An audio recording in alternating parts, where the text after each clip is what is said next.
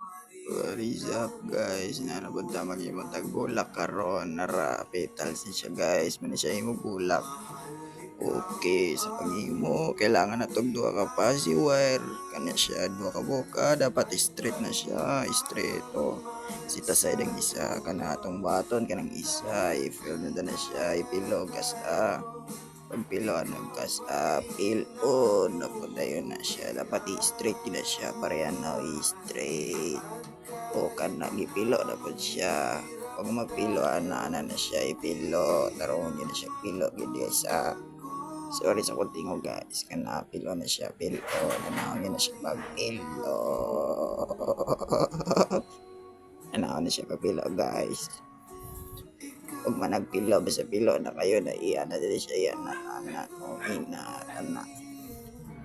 wow na natutong isa mali siya guys ang isa guys manang kailangan kita tuwa ka fast duwag na siya kailangan na to guys guys ka fast duwag na siya guys so duwa na siya kabuok naon di ba na siya pilo dayon dili na siya pilo nagbalik para siya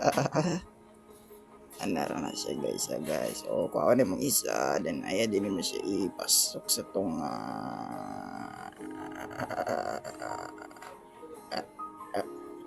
magpasok masok ng kailangan siya ako ara napasok na siya napasok pil o din na mo na ni tuyok may tuyok tuyok kasi tuyok o tuyok kung magtuyok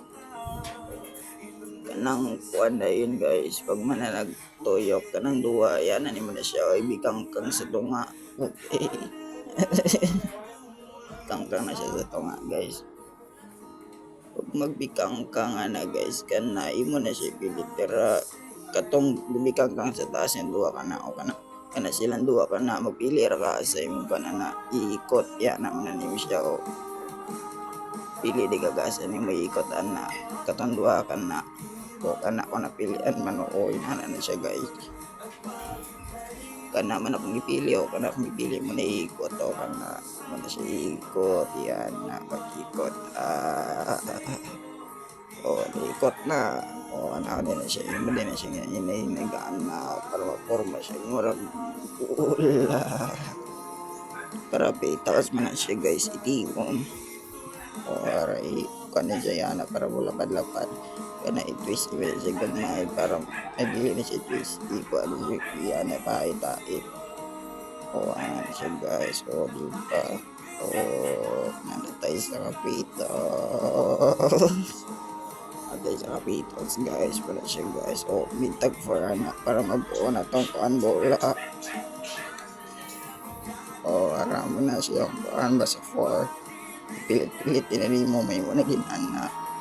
okay or from this and this okay for ang nida